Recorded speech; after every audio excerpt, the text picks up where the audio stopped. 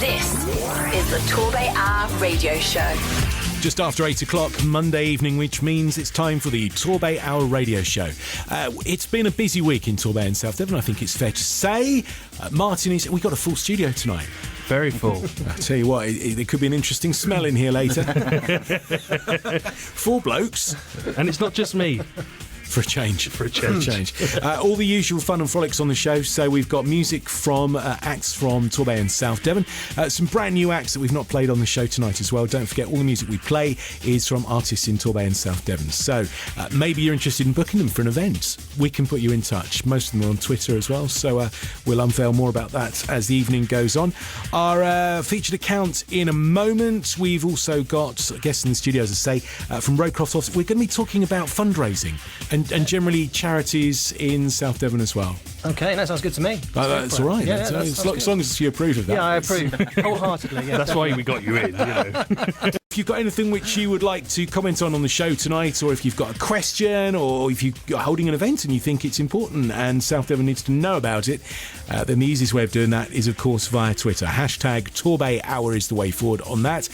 Martin is the master of the analogue iPad tonight. I am, as ever.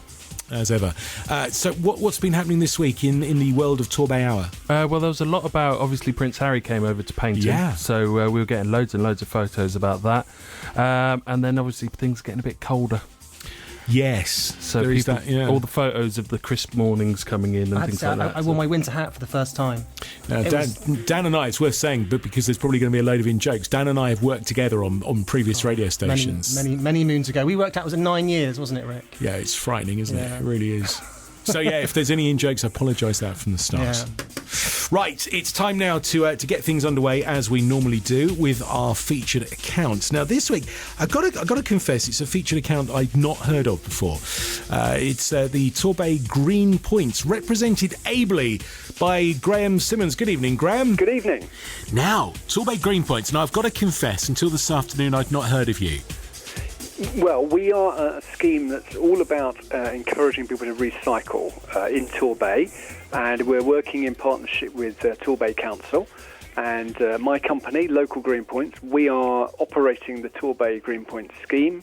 As I say, it's a partnership with the council and with a number of business partners that we have signed up participating in it as well. Now, until recently, I think it would be fair to say that using words like sustainable, recycling and stuff like that in the business world, you were probably considered to be on the loony fringe. These days, and I say these days, within the last 5 years or so, it's become very much kind of the way to do business, isn't it? That's right, yes. I mean, it's become much more mainstream. And our scheme is aimed at residents. So it's aimed at residents living in Torbay. And we're encouraging them to recycle more, to reuse more. But I think you're right. It has become mainstream. And I think all of us understand, whether we're a business or a household, we understand that we should recycle. We understand the benefits of it. But I think what people often need is just a bit of a nudge to get them to actually do it. And that's really what our scheme is about. It's about nudging people with some local incentives and local rewards, which all into the local community and the local, the businesses in the area. But you're right. I think several years ago it was perhaps regarded as a bit of a sort of hair shirt activity, whereas now it's far more mainstream. I mean, the thing is, whoever you are in business, at some point you're a resident somewhere as well. Now, do you find that there is a distinct difference between the way people are with their business and how they are when they live at home? Well, not generally. I mean, I think if you recycle at home and you do all that, take all that seriously, then you tend to take that into work. I mean, certainly with my team in my office, I know that they're keen recyclers at home, and they expect to have good facilities in the workplace to do that. And I think that's one of the advantages of a scheme like Torbay Green Points, is we're encouraging people to recycle at home, and they will want to take that across into their workplace. So, if it's their own business, they'll look at getting some kind of recycling service introduced, or if they work for a large employer, whether it's the local hospital or whatever, hopefully they'll kind of, activate a bit there and say, we'd like to make it easy. Could you make it easier for me to recycle at work? So I think it can be a win-win between what you do at home and what you do in the workplace. So talk me through the process then. So we need to sign up somewhere, and I know that there's an app which you can get for your phone for this. Yes, I mean, people sign up to it online at TorbayGreenpoints.com, and that they can do that via their phone or their tablet or their PC. It's all kind of optimised for all different platforms. So people go there, they sign up for it, and then once they've signed up, they get sent a Torbay Greenpoints card, kind of as a thank you for signing up and as an incentive to get people signed up. And then what that card, it's like a local discount card. That then gives them access to a whole range of discounts that we've lined up with local businesses, from sort of cafes and barber shops to kids shops and all sorts of different outlets across the Torbay area. So once they've signed up, they'll be sent a card, and they can then use that in store with these businesses to get a bit of a discount. It might be sort of 10% off your haircut or your lunch in a cafe. And then what we're doing is we are, with the local authority, with the council, we're measuring the recycling each quarter. And the more that people recycle and the less that they throw out in their, what we call the residual bin, so that's essentially in simple terms, you've got your recycling and you've got everything which you can't recycle, which is, we call it the residual bin, the stuff which goes to landfill or incineration.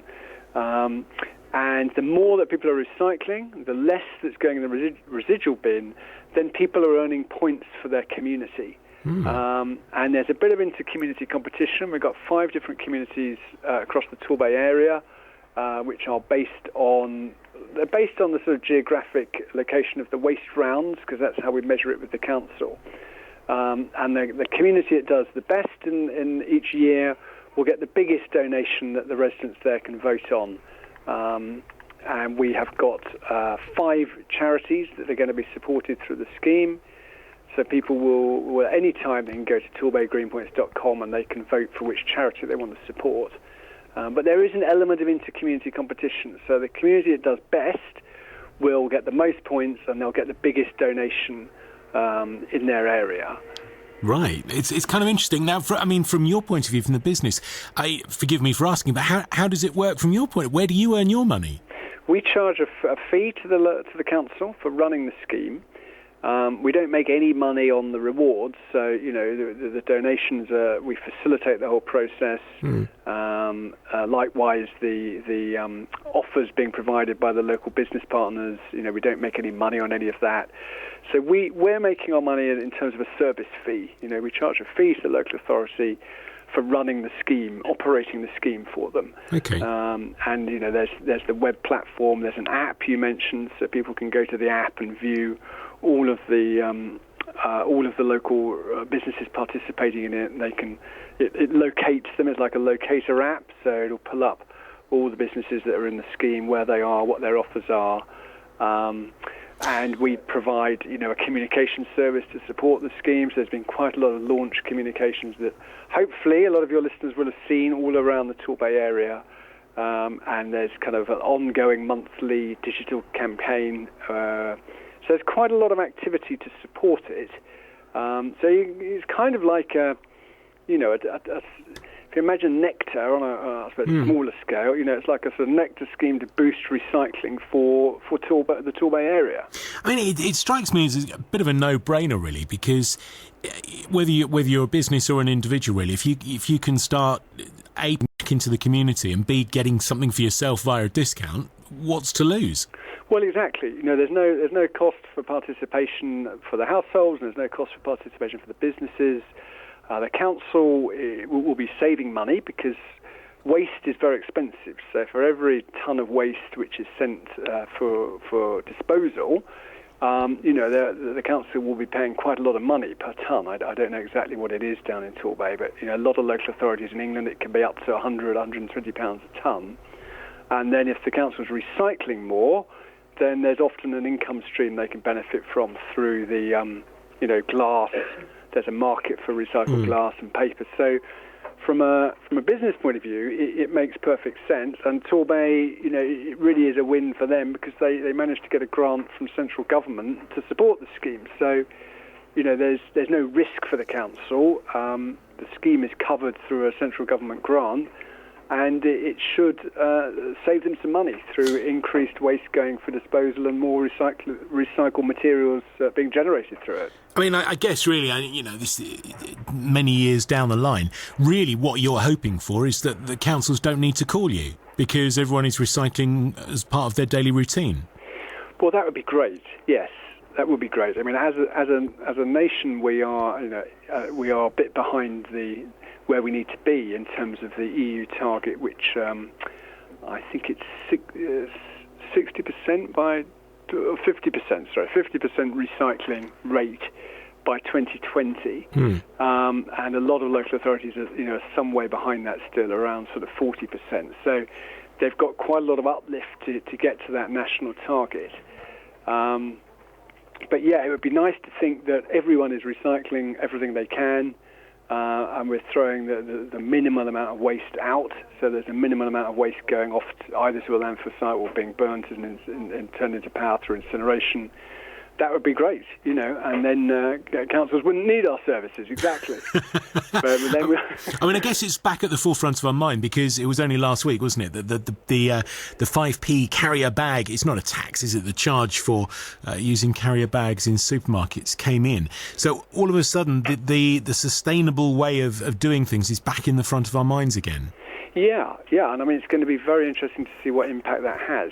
It's obviously early days, but they introduced it in Wales a few years ago, and it had a fantastic impact in terms of reduced carrier bag usage. And, for a community like Torbay, which is very, you have a lot of surfing, a lot of sea-based activities, ocean-based activities around you, carrier bags are a huge issue. So, in terms of them floating around the oceans and not being very pleasant to have out there. So the less in circulation, the better. So I think the 5p the 5p charge on using it, I think will have quite an impact. It's made an impact on me. It's bizarre, really, that you spend all your time in the supermarkets trying to save £1 here and buy 3 get 1 free and all those kind of deals.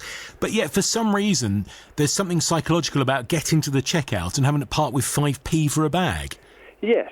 I mean, it's not a huge amount of money, as you say, but it is the psychology of it. I think you think, well, why should I pay for that? I've just bought all this stuff. Yeah. So I think people will bring their own reusable bags. Either that or get much better at juggling, like I'm trying to. Well, that's true. Yeah. All right, so listen, give us the details then. So if we want to get involved in this, basically, there's no charge. You get a discount card. There's an app for your phone that finds the nearest place around you that's taking part in the scheme. And also, via the scheme, you put something back into the local community. That's right. And you can earn additional points so everyone will earn points through their community, the community performance, which we're measuring with the local authority. But in addition, if people order a food waste caddy or they take their garden waste to the reuse in the recycling centre, or they order a bulky waste collection, they can earn more points for their community. And then there are some prizes. So each month, our system kind of tracks everyone's how many points they're earning for their community, and then the top 6 each month, the top recyclers, 6 each month, will win a £20 voucher, which they can spend at some local venues such as the Torbay Velo Park, Paynton Zoo, or they can get an M&S e-voucher with it. So in addition to the community competition element, there's also an element of individual competition. And on the website, we've got little leaderboards. People can see if they're in the top 10 on the leaderboard. And then each month, and we've already started. The scheme launched, I think it was about 3 or 4 months ago. So we've already given out the first 2 months' worth of vouchers to people locally. And so there's, as an individual as well, through that element. I love the way it's the carrot side rather than the stick, isn't it, really? It's giving someone an incentive to do it. Yeah, it is. And I mean, you mentioned the 5p bag charge. That is the stick approach, and this is the carrot approach. And I actually think there's a place around waste and recycling for both carrot and stick. And actually, you can introduce measures which do penalise people, and then you introduce measures which reward people. Research shows that people warm much more to measures that reward than measures that penalise. So, they react much more positively to that. That's what the research shows. Brilliant. Well, yeah, I'm going to sign up tonight, I think, because there's no reason not to. Fantastic. So you're gonna have to start sending your £20 vouchers my way. I will win. See, that's it's competitive nature. Good. That's what we want to hear. Well, people do respond well to that competitive element. We've been running schemes for other local authorities, and also we run workplace schemes for employers and universities. And there's one university we're working with, not in your area, actually, it's further along the coast in Sussex, but there's a very strong competitive element there, which is working really nicely. So, it provides that fun bit, and it helps people engage with something that can sometimes seem a bit dry and boring. Yeah, good for schools as well, rather than universities. Yeah, no, that's true, actually. That is, yeah. It's been a knowledge sharing exercise, this, Gordon. It's been great. I like it. Right, listen, give us the details then. So where do people find everything out? Well, they find out all the information they want at TorbayGreenpoints.com. If anyone's not online, they can always ring our contact centre number, which is 0207 326 5055. And our app, they can download our app from the website.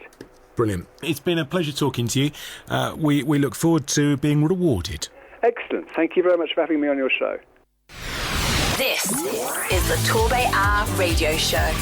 Certainly is, and of course sponsored by the Babbacombe Inn. Thank you for their continued support, and of course their Christmas party nights. Must be back round to the Christmas party nights now. Getting there, isn't it? Frightening. I hate talking about it, but it's coming. It is the TorbayHour radio show. It's just after 8:15. It's Monday night, Monday the 12th of October. Of course, Halloween round the corner as well. People must be getting ready for that. Then bonfire night, then the big one, Christmas. What are you dressing up as for Halloween, Rick? Well, to be honest, I can get away with just looking how I normally do. It's scary enough. Uncle Fester. Yeah, now there is some of that. I didn't want to say that, to be honest. Yeah. So in the studio tonight, we've got Dan and we've got Drew from Rowcroft Hospice. Now, you're the events team. We are 2/3 of the events team. Oh, there's another. There's another, Chris, but he's not with us tonight. So, Okay. yeah. Right. Now, the events team. Now, this obviously is not part of the care side of the hospice. You're the guys that put on the big events that everybody knows. So we're part of the fundraising department, basically. So obviously we're tasked with raising money for Rowcroft. Obviously we do that through the Sleepwalk, which is our ladies only night walk. This year, obviously, was a great event. Actually, sold out for the second year in a row. I think the pledge total off the top of my head was 168,000 for that. So it just shows you how significant these events are for us. So absolutely vital to what we do. I mean, obviously, we can talk about this later on. But Sleepwalk, it is a ladies only event. What are the blokes only events? We don't have a blokes only event. Wow. We don't yet. But obviously the Colour Rush, which took place on Payne and Beach this year, that's for everyone can take part. So men, women, children. So we call class that as an event that anyone can get involved, really. And obviously you want to get splashed with colour. Well, of course. Ideal. Yeah, it's ideal, yeah. And also, maybe the guys could let us know what kind of event they'd like. Yeah, maybe. It's going to be something competitive, possibly with cars or bikes involved. Possibly, yeah, that's a good idea. Well, as I say, if anyone, a cycling challenge, maybe. If anyone's out there listening, they could throw some ideas our way. Yeah, I like that. Now, I mean, this is one of the things, isn't it? Because there are so many charities, not just in Devon or South Devon, but there are so many charities across the whole country and, in fact, the world as well, that are kind of all sort of shouting for our attention, whatever it is. And all of them are good causes, know. And so how do you kind of come up with events which are going to sort of grab people's attention and make them think, well, actually, no, I want to support this particular charity? I think with fundraising, I think it sounds real cliche, but it's the fun in fundraising. You'll come to an event that people can engage with, and also, particularly with Rowcroft being a local charity, it's one of those events on that appeal to local people. I mean, we're quite fortunate in that the Sleepwalk has been, happening for many years now. I think, as it is now, it's been going for 5 years, so we're really lucky that that's a very popular event. I think, each year people look forward to it. It's that well attended. The same with the Colour Rush. I think when we decided to do the Colour Rush, I mean, that's it was all about, again, a fun, engaging event, and that's how we do our events. Really, it's getting everyone involved. You say about the men getting involved, but with the Sleepwalk, for example, we need sort of 200 plus volunteers to run that event, and that's one way men can get involved with our events, because it's not just about taking part, it's about volunteering as well, and it's about the whole process. So is it more about the event itself rather than the sort of fundraising part? I mean, certainly with some of the more athletic-based events, you tend to find people will do it for the competitive side, and the fundraising, it's a kind of nice as well. No, I think the fundraising element is a really big part of the event. Basically, Rowcroft means so many different things to so many different people out there, and I think the events reflect that, if I'm being honest, and that's how people get involved. So. Right. Loads to talk about on that. Plus, we're going to find out what is going on in the hour tonight. Hashtag TorbayHour, even if you want to get involved. Mentioned before that we're going to be playing lots of music from acts. Moriarty are a band who've been in touch with us, sent us the stuff. And if you want to send us your music, then all you got to do is pop along to TorbayHour.co.uk. All the details are there. This is from Moriarty. It's called Bones Master.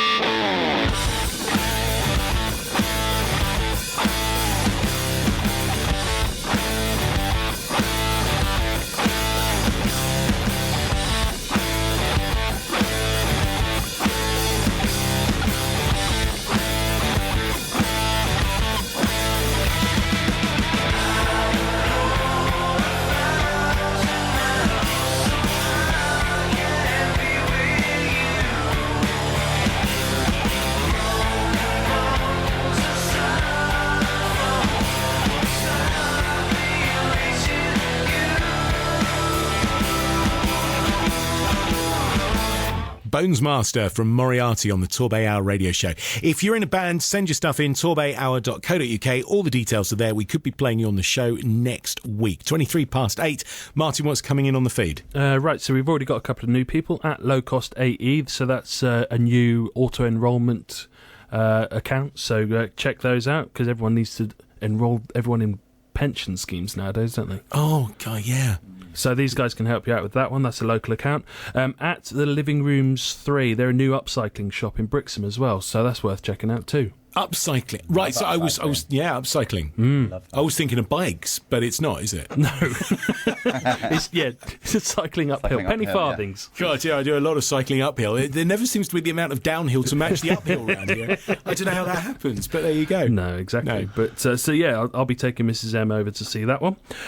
At Simply Fun Ent, he's got a couple of karaoke competitions coming up at the Jolly Judge that he's hosting. I think he's looking for someone to judge for New Year's Eve. So.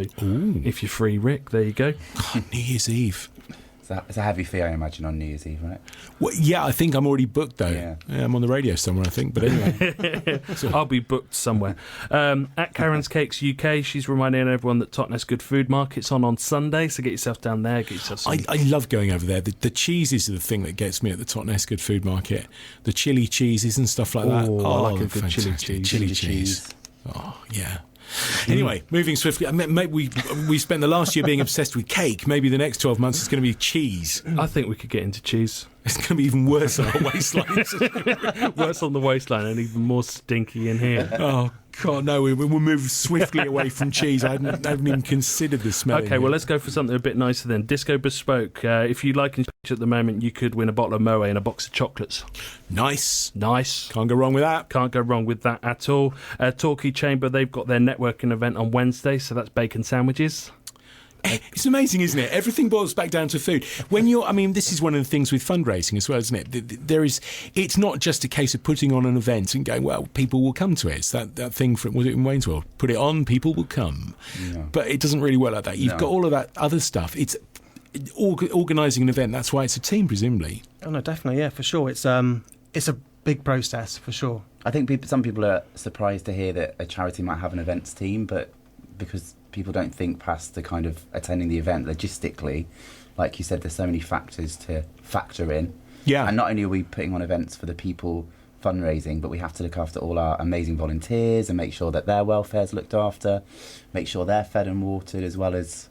And then, of course, you've got all the stuff like health and safety and all of the sort of policing and stuff like that. I mean, the planning of an event, if you give you an example, if you start planning next year's sleepwalk already, and that's sort of going to happen next year. So you're working sort of 9 months ahead of yourself. Right. The sort of the amount of people that are involved in just one event is quite staggering. And you're running several, presumably, at the same time. So it's a kind of project meeting to the next one. It's like a juggling act almost with events. So, you're coming out of one event and you're sort of straight into another almost. So what's the process then? So do you have, and we were kind of laughing about it off air, there's sort of Google rooms of padded rooms and beanbags and stuff like that. And sort of you go into the blue sky thinking zone and trying to come up with new ideas. Is it a bit of that? Or to be honest, there's no secret formula with events. It's a little bit of looking at what's out there, what is popular. Like everything has trends, so you're looking at what people are enjoying at that time. What's coming next? What's the next big thing? Which I think Rowcroft are really good at doing. We're very forward, or we like to be very forward thinking. Right. So it's looking kind of what's happened in other areas, maybe overseas, and thinking how you can tailor that to work over here.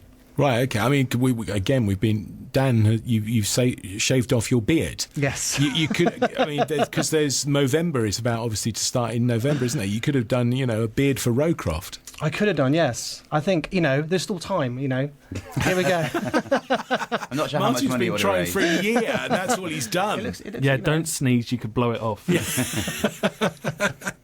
So what's coming up then? So we've got, obviously the sleepwalk and the colour rush. I won't say dates because obviously not quite there yet, but obviously plan to have the sleepwalk. We do plan to have the colour rush.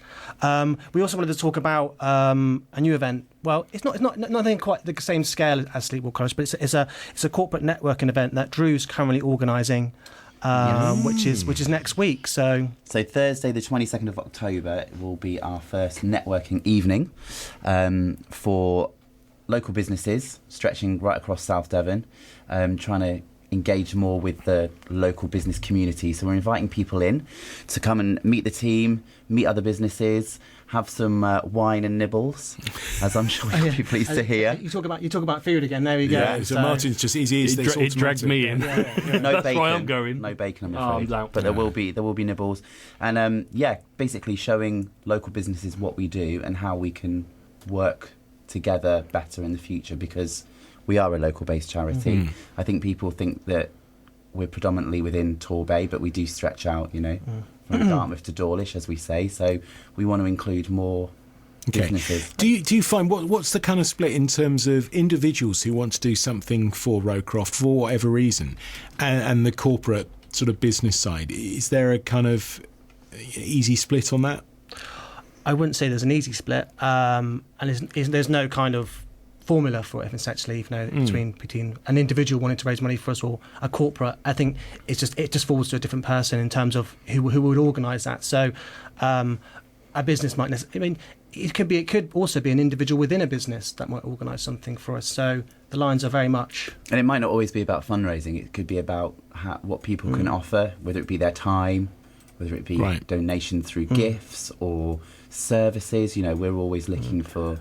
We just had a gentleman, wasn't it, who just he rode. Paul rode the Zambezi in Africa, which was he did 100 and don't quote me, but 115 kilometres. 100 kilometres, I think, was the goal. But he ended up doing 115 down the Zambezi. Wow. And he raised apparently run into a hippo at one point, which I've heard obviously quite normal. Which isn't a good thing. No, no. Well, there's quite a few people get killed by hippos, isn't there? Yeah. So, but no, you know, he was only had good thing to say about the challenge today. We had a really nice message from him today about it, and you know, those are the sorts of things that people can do for us. There's all sorts of ways of getting involved with Rowcroft, and I think this networking evening that Drew was talking about, I think, is a way of us showing local businesses a way, you know, connect with Rowcroft in the variety of ways that we do have an offer. So, is fundraising activity like rowing down the Zambezi or deciding to row the Atlantic or whatever it's going to be, is it a way of people fulfilling a dream or ambition that they've got, but also doing some good?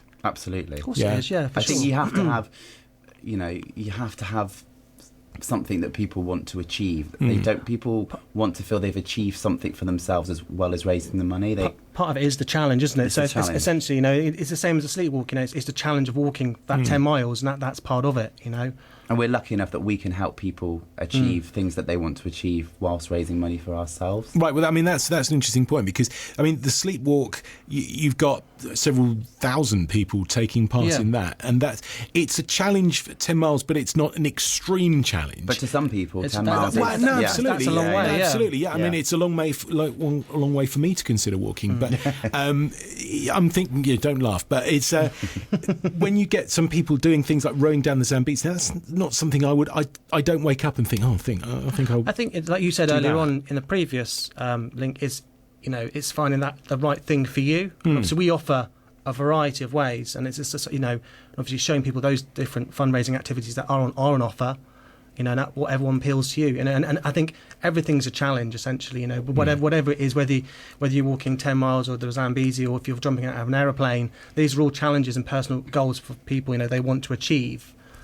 So is there like a catalogue of things which you can do there, or there's a formula for... Oh, really? So we have our fundraising team. Yeah. We work with Hayley. She looks after booking challenges in for people. So it could be anything from a skydive to trekking through we do an Everest trek. Yeah. Doing the Inca Trail. There's so many different... wow. They're called challenges. That's part of the fundraising process, is a challenge. So right. So I mean, there's stuff, you know, walking the Great Wall of China and all those the kind of things. And as well. Again, the fundraising team are always looking for what's next. You know, last year we climbed Everest. Next year it could be, you know, something else. Incredible! I had no idea on that. So that's brilliant. It will sign you up. Well, thanks very much. Climbing Everest is probably a little bit out of it. But anyway, there you go. You never know. Maybe that's more like it. The Lego Tower I've built at home. They've got a lift for the Blackpool Tower. Exactly. Yeah. Perfect. I like that. If you've got any questions, #TorbayHour. If you've ever considered doing a challenge, however outrageous, then let us know. It might be something which the team have either got in a catalogue. And there are so many things, aren't there, which you just think, no one will ever do that. But actually, it's sort of fairly routable. I mean, so yeah. Get in touch tonight if you've got any questions, and we will put it to the guys. Time for another song now. This one, I'm not sure whether we've ever played this or not, actually, from Go Tell Alice. No, this was a brand new one. And again, as I say, lots of music beginning to come through to the show now. Go Tell Alice got in touch with us during the week. This is a song from them. It's called The Shed Song. 1, 2, 3, 4.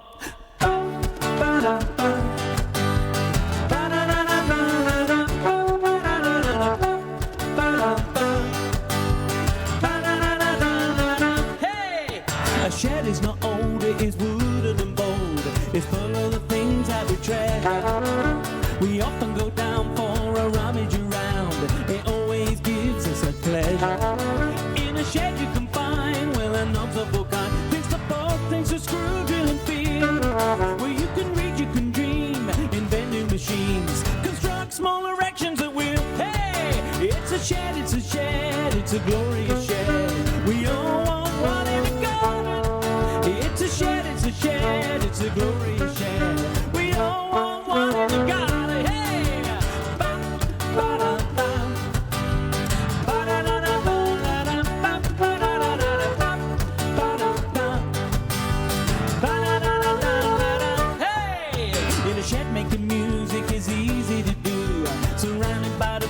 and blue.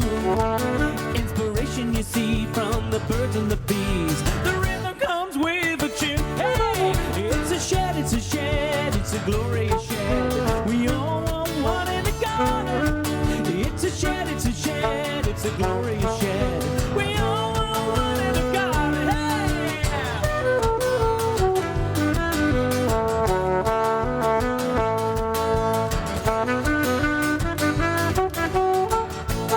So if you want a shed that is very like ours, we feel that we should really mention that as you explore and fill every drawer, we might need to build an extension. Hey, hey, it's a shed, it's a shed, it's a glorious shed.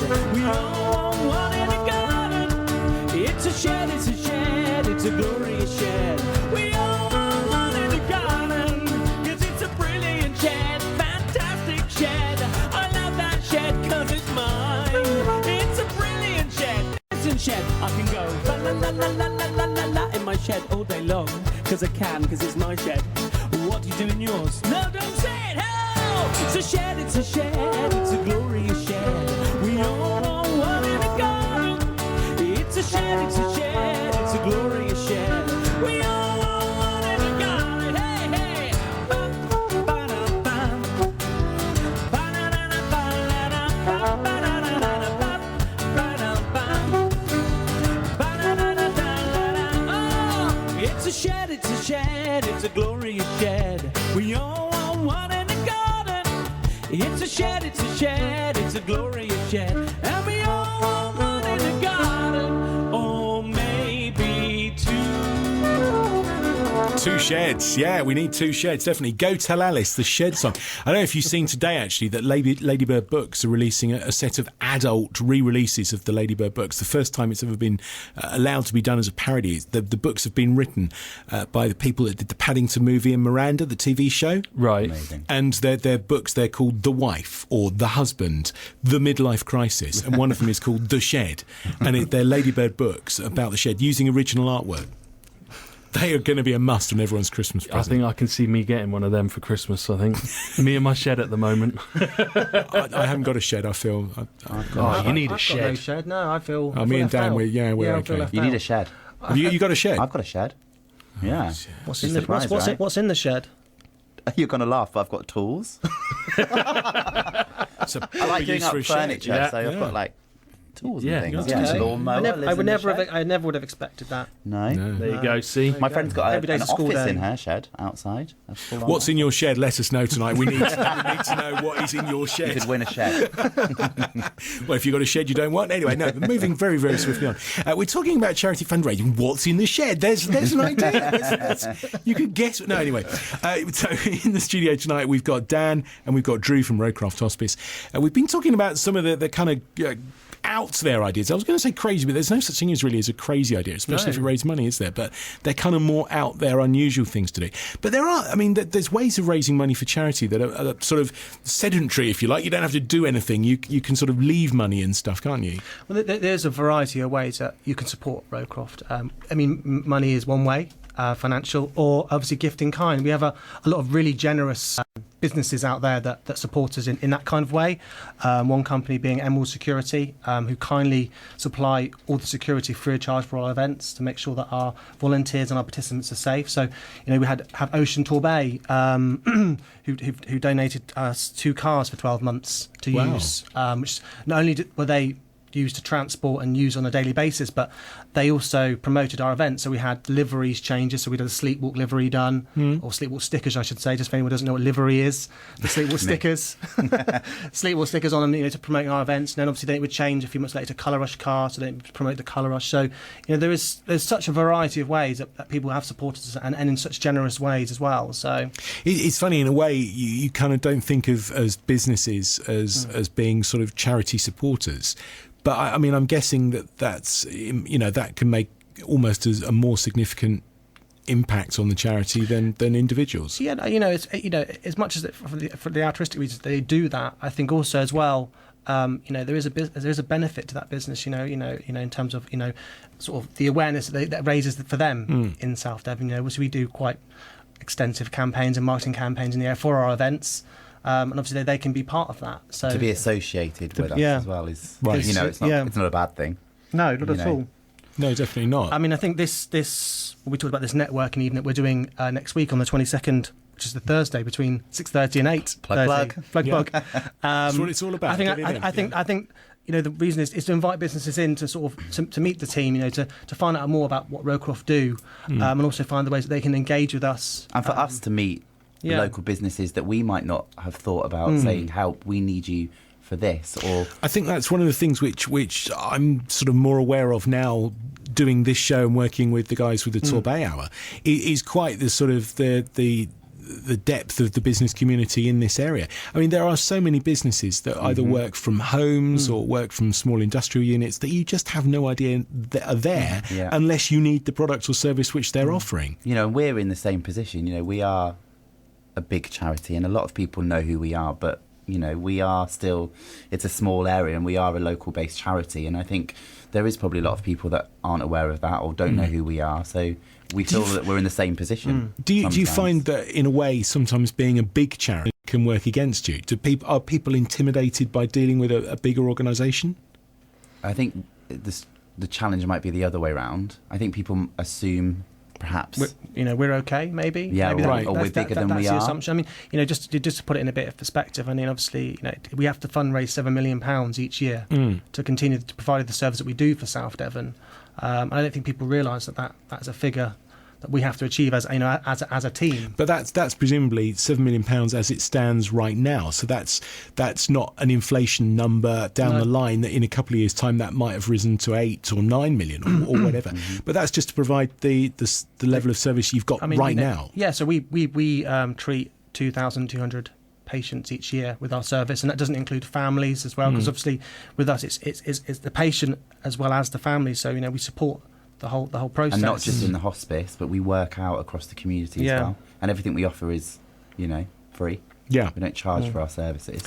But the £7 million, as I say, is to maintain that rather than looking at doing additional things or broadening the scope. That's what it is for what our service is. When we do events, for instance, there might be some events where we charge a ticket fee, but that is because, you know, it costs money to put on the events. And then the sponsorship is the money that then kind of helps us to plough that back into the charity.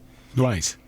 So back to this networking event next week. So 22nd of October, if you're a local business and would like to come along, meet other businesses. So this is at the hospice itself? It's at the hospice. We have a beautiful building called Rainbow House, which was built by Ella Rowcroft, and we're going to hold our networking evening in there.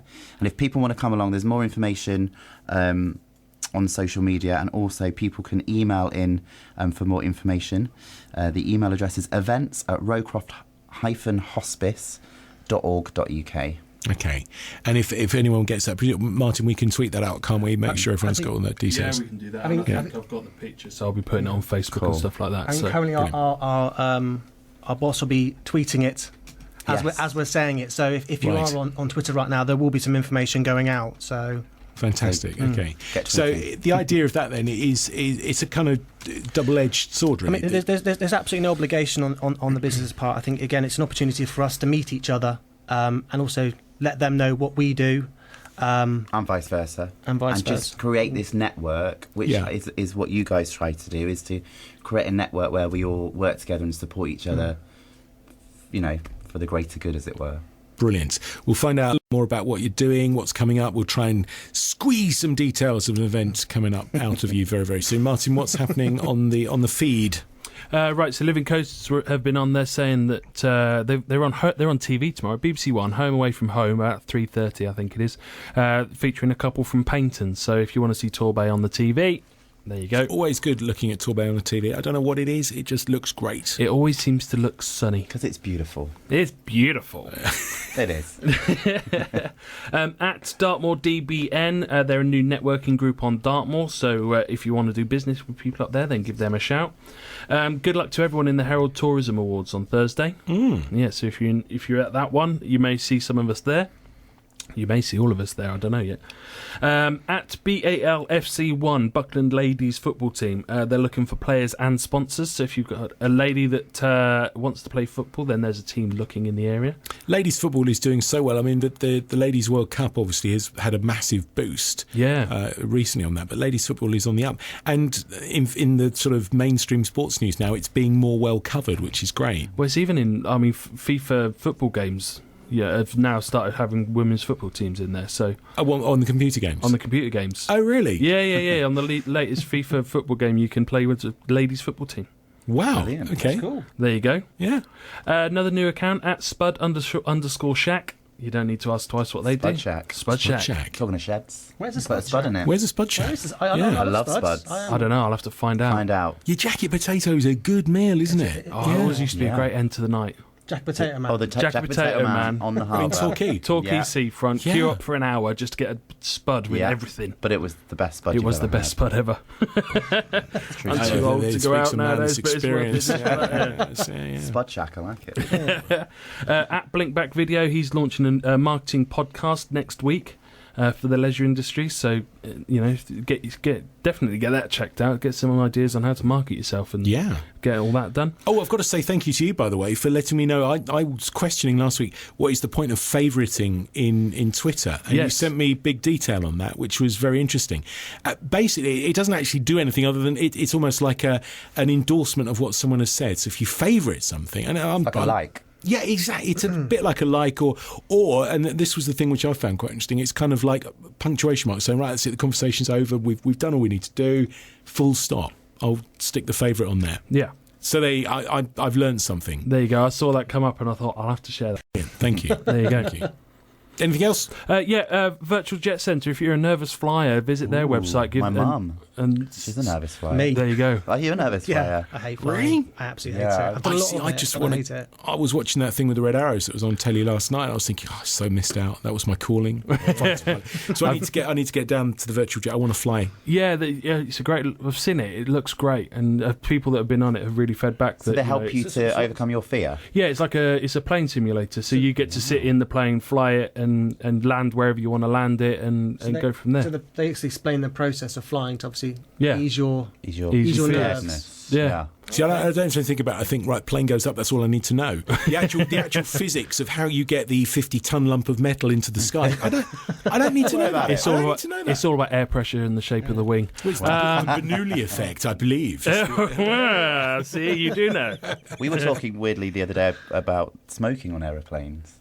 I used to do that, It sounds the most insane thing to ever be able to do. But it was on one side of the aisle, wasn't it? Yeah. And I read the other day legally... Really? Seriously? Yeah. Yeah, it was. And they still have ashtrays now in toilets on aeroplanes because legally they have to in case somebody has a cheeky cigarette in the toilet. Fact. That's kind of insane. So even though they don't encourage education, it, if they did, there'd be an ashtray for them to put their cigarette out. Well, that's very considerate of them. Thanks for that. Right, it's time for the last of our songs tonight. This one is from There Goes Lizzie. It's Criminal.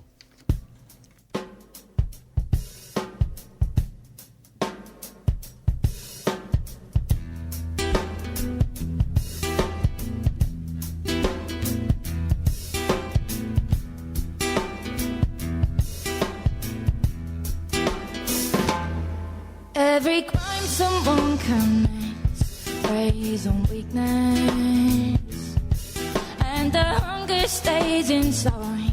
You do it again and again and again. Every word that's said, you're sorry. Don't mean nothing, boy. 'Cause every chronic you commit preys on love. You're a criminal. You're a criminal. Yeah, you vandalize, picking fights, always going in the noise. You're a criminal, and you love it all.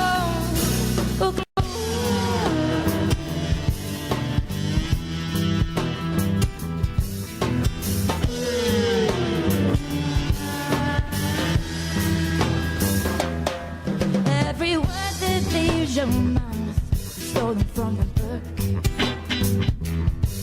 and you stole them so I couldn't say your your bad intentions. And I know I never really gave you what you wanted. And I couldn't give you what I wanted. So you lied. You're a criminal. You're a criminal. When I'm wearing thin, you're breaking into my house in the night. You're a criminal, and you lost it all. 'Cause I'm gone.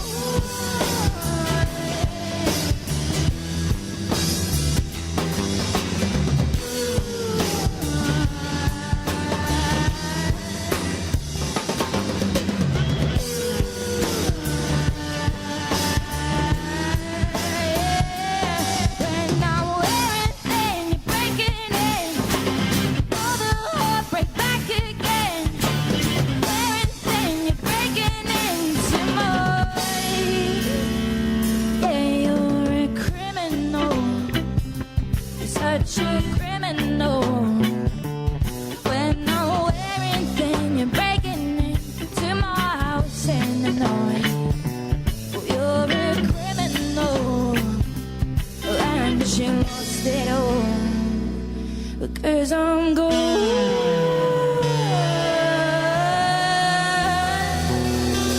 Like that, there goes Lizzie and Criminal. It's the TorbayHour radio show just after 10 to 9. Thanks to the Babacamin for their continued support.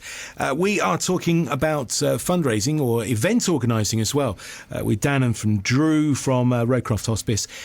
We're trying to get the details of a forthcoming event, something which is as yet unreleased. Well, we can say for sure that Sleepwalk and Colours will happen next year. I can't say dates, but the planning's in the process, you know. Right, so, okay.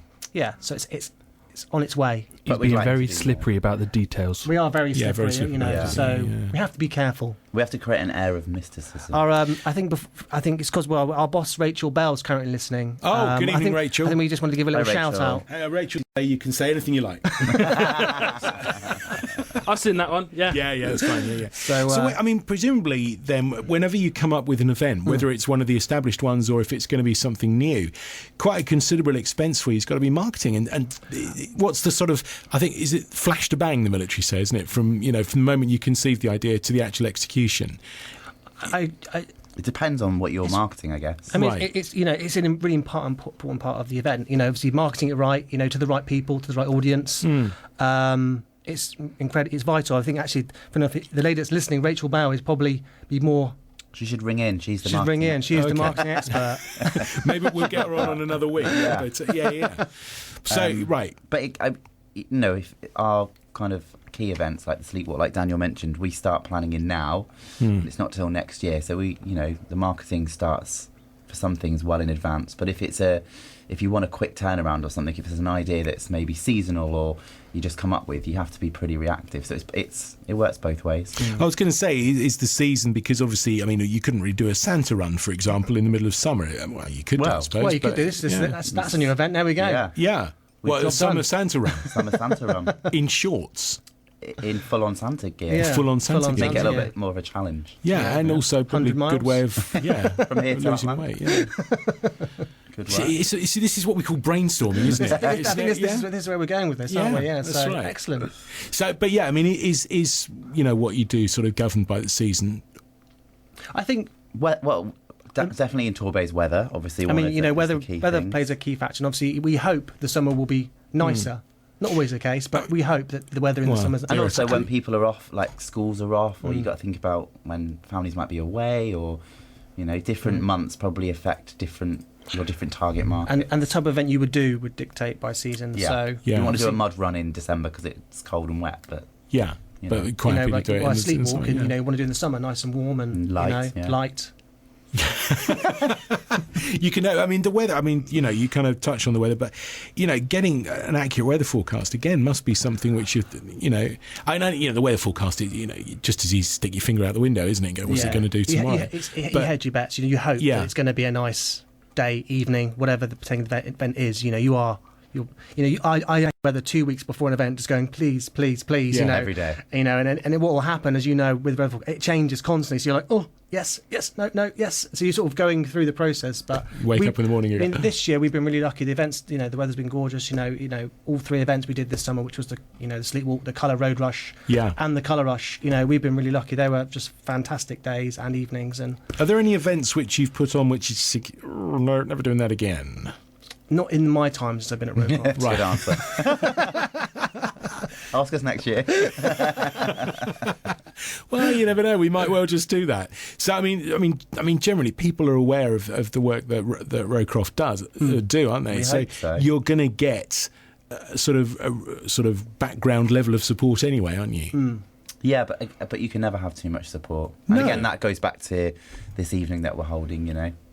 We need help. We need people to support us, get involved. I think being a local charity and South Devon, being part of the community is important to us, and part of that way is engaging with businesses, and which is, as I say, what Drew just said is the reason why we want to put on evenings like a networking evening to introduce. Is that going to be the start of something which is ongoing? Are you going to do more and more of them? We hope so. Yeah, I think that is the plan ultimately. To have a consistent networking evening or breakfast. We talked about bacon baps. So there's possibilities for that kind of thing to continue on into next year. I've been trying to rack my brains as to whether there's something which the business community as a whole could do, which could raise money on an ongoing basis. Come on the 22nd of October is a good start. Well, yeah, I know, but is there something, whether, I don't know what it could be, but whether there was something which could happen in a sort of fairly easy way, because everyone lives busy lives, don't they? You've got to try and factor the time